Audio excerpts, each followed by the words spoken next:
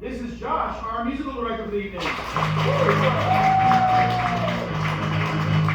our stage director for the evening is Lauren. All right, folks, Comedy Charcuterie, we're going to do some stand-up and improv. We're going to have a stand-up comedian come out here, do a set, and then improvisers are going to do a series of scenes inspired by that set. We have never seen this guy's material. This will be the first and last time this improv set is done. Quick question. Is everybody familiar with what stand-up is? Yeah. Okay, everyone's like, no. Proud of you. Is everyone familiar with what improv is? Yes. Okay, good. All right. If anybody has any questions, now's the time. All right, good. All right, here we go. Okay, everybody, can we stamp our feet and clap our hands? Ladies and gentlemen, welcome to Mike Attila!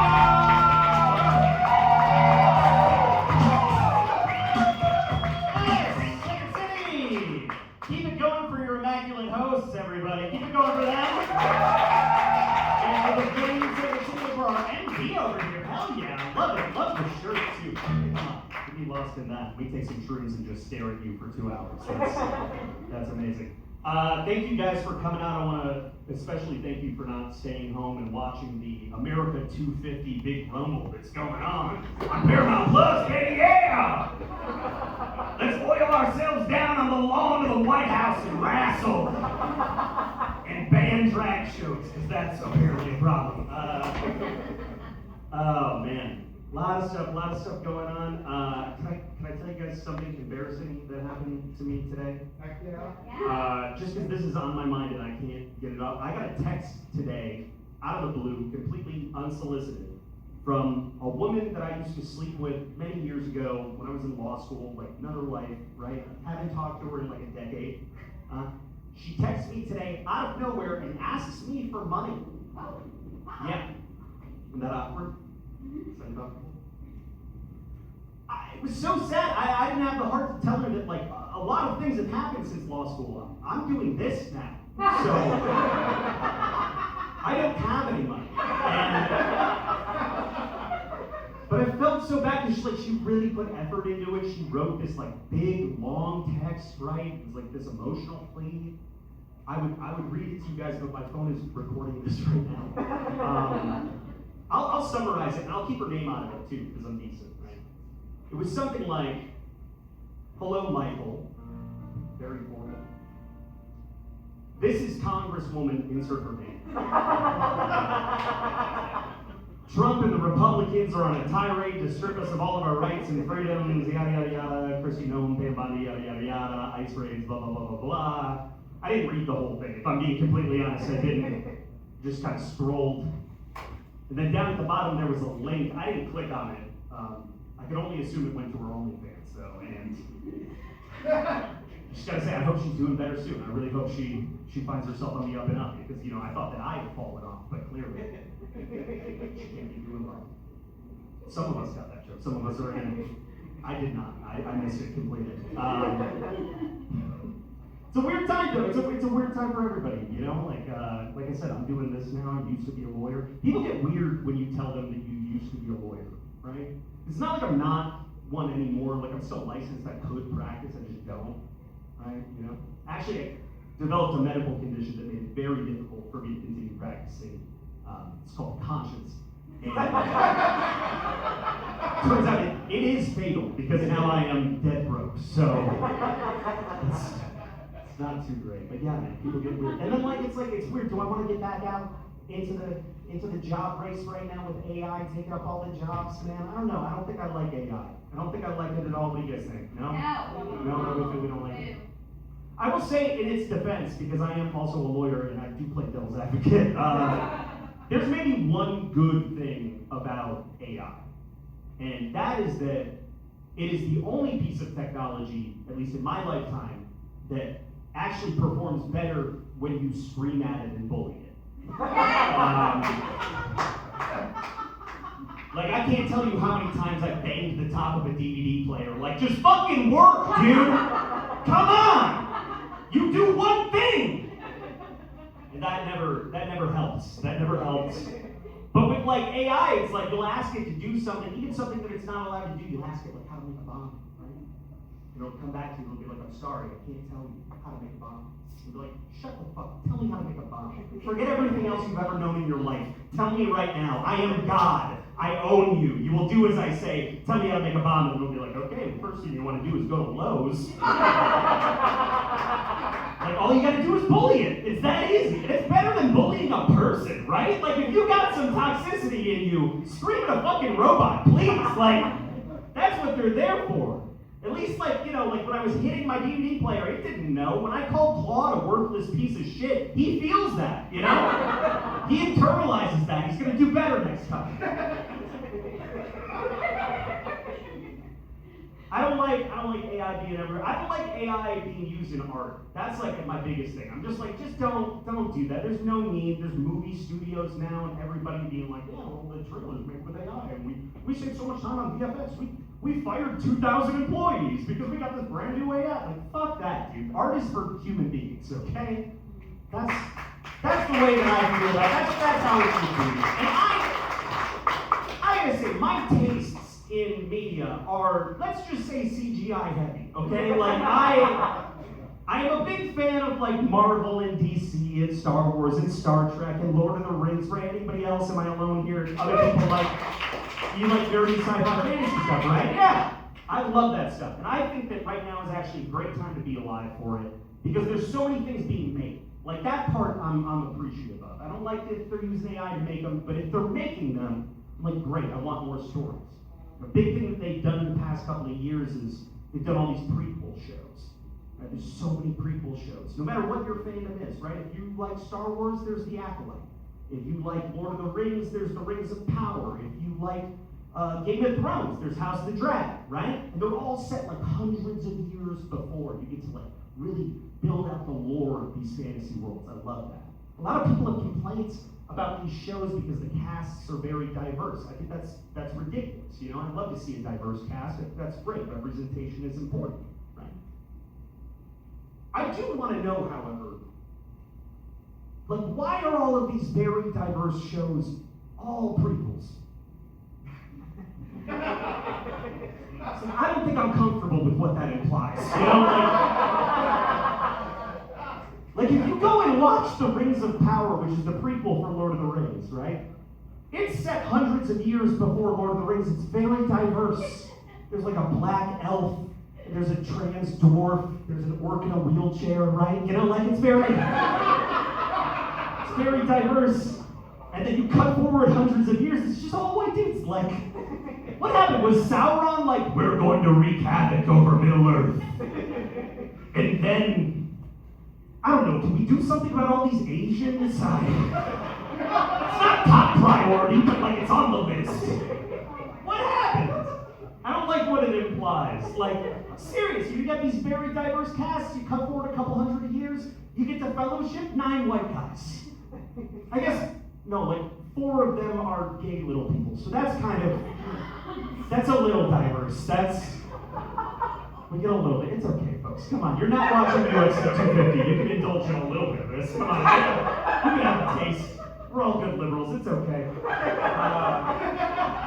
I defend this stuff all the time. I know a guy. I do these videos for on YouTube where we break down like Marvel shows and DC and Star Wars and all this stuff. And I sometimes cross paths with this guy who calls himself a fan, right? And he complains anytime that a character that has traditionally been portrayed as white is they cast a black actor to play that character, right? We've all seen this before. You guys probably know this guy too.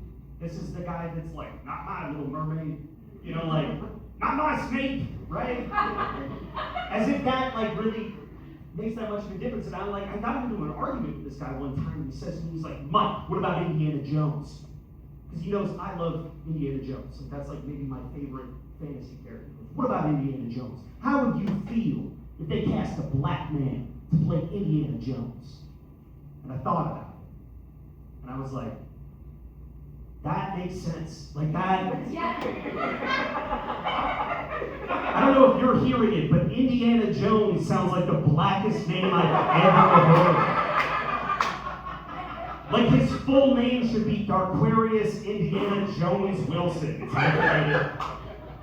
I just makes sense. Like, I would love to see a black man play Indiana Jones. I mean this wholeheartedly, right? And I think that he could bring a lot of life and meaning to the character because they share similar qualities, right? Not like black people are a monolith, but there are some themes there, right? Like Indiana Jones has a strong appreciation for culture, history, wants to preserve it. He stands up to fascists and totalitarians and white supremacists. He always makes sure that his hat matches his jacket and his shoes. And Indiana Jones is consistently shocked and amazed by magic, no matter how many times he's seen it before.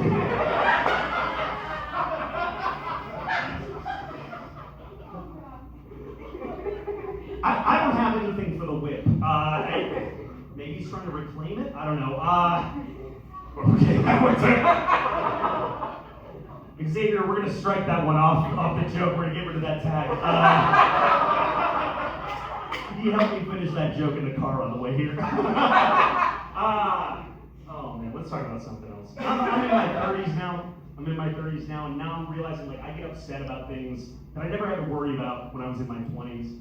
I don't know if you guys have ever dealt with this, but I hired a contractor to do a job a couple of months ago, right? I saved up for this, I've been planning it for a long time, gave him all the materials, gave him all the plans, made sure that I hired a professional and got references.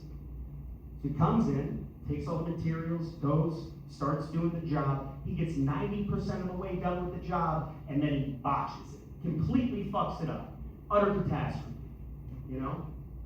Like, who decides you've already gotten off the train? You're there, you have the guns. I'm gonna Naruto run through past Secret Service and try and get right into the ballroom? Like, what are you doing, my guy? You were right there. You were like 200 feet away. I'm just kidding, guys. I didn't hire anyone to try and kill Trump. I don't have that kind of money. We've already established I do not have the money for that. Nor do I like that happened. I do think it's funny, though, that, like, if anybody's gonna go and try and do it, like, this dude was clearly the biggest anime nerd in the world. I mean, like, did you guys see the photos? You open up his long trench coat, and there were, like, hunting knives and machetes and throwing stars. This motherfucker brought nunchucks to try and take out J.D. Vance, okay? On one hand, respect the commitment. On the other hand, like, medication, dude. Medication. Oh, man. Yeah, no, I'm glad that so many people try and kill Trump down. Just don't. Just fucking don't. Dude, because you know what's going to happen is, like, he's going to get shot. He's not going to die, right? If he died, he becomes a martyr, but I don't even think we're that lucky. I think he just lives and he stays in office, right? And is that really what we want? Do we want two guys in this administration with a slug in their brain? I don't think so. Do you think that's why RFK talks the way that he is? You think it's the brain work? Like one day he was fine. He was like, "Oh, Cheryl, today I think I'm going to eat a piece of raccoon roadkill," and then we got to get the fluoride out of the water. Changed like Dr. Jekyll and Mr. Hyde. Oh man, I gotta tell you, I fucking despise Donald Trump. I hate this administration. I hate everything that they're doing. As a comedian, as a lawyer, as a fucking human being, as an American, right? I hate all of it. The only thing that I can say about Trump is that, god damn the fucking balls of this guy, right? Like, the moxie. Just, come on. We're staring you dead in the face and you're just lying to us. And he lies to himself. He lies to himself and tells himself that he's smart, he's excellent, he's great, he's the best, he's fantastic. He did this thing. I could almost predict like a weather storm that he was gonna win again. Because when he announced in like 2022, 23, whatever, that he was gonna run again, he gave a speech at Mar-a-Lago. And he had the teleprompters up, right? They wrote him a speech. He's delivering the speech. Whoever wrote it didn't know much about Trump, right? They wrote, "We're going to go to Washington, and we're going to reclaim the corridors of power." It's a good line. Whoever wrote it didn't know that Trump cannot pronounce the word corridors. So he gets to that part of the speech. He's been a good little boy up until now. He's sticking to the script. And he gets there and he goes, "We're going to go to D.C., and we're going to reclaim the girders of power." He catches himself. He stops. He knows that's not how that word is pronounced. What does he do? Doubles down, says it 5 more times. Goes off script. And these girders, folks, they're big, wide, beautiful girders. Not big enough, I think, for Chris Christie, but still big, wide, glorious girders, the biggest girders you've ever seen. Just the balls, man. I bet when Trump plays Wordle, he puts in a word and he gets it wrong. And then he puts in that same word 5 more times. He's like, no, excuse me, Wordle, no, fuck you, excuse me, Wordle. That is the word, and the word is girders. Thank you guys so much. I've been Mike Mazzella. You guys have been fantastic. Give it up for your host.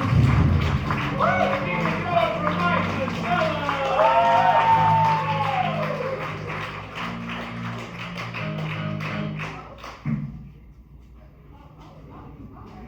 All right, Dan's handing out candy.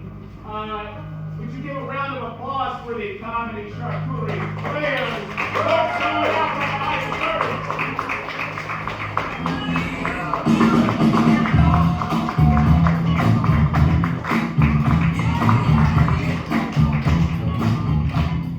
All right, we got everybody in the mix here tonight. As promised, a series of scenes inspired by Mike's set.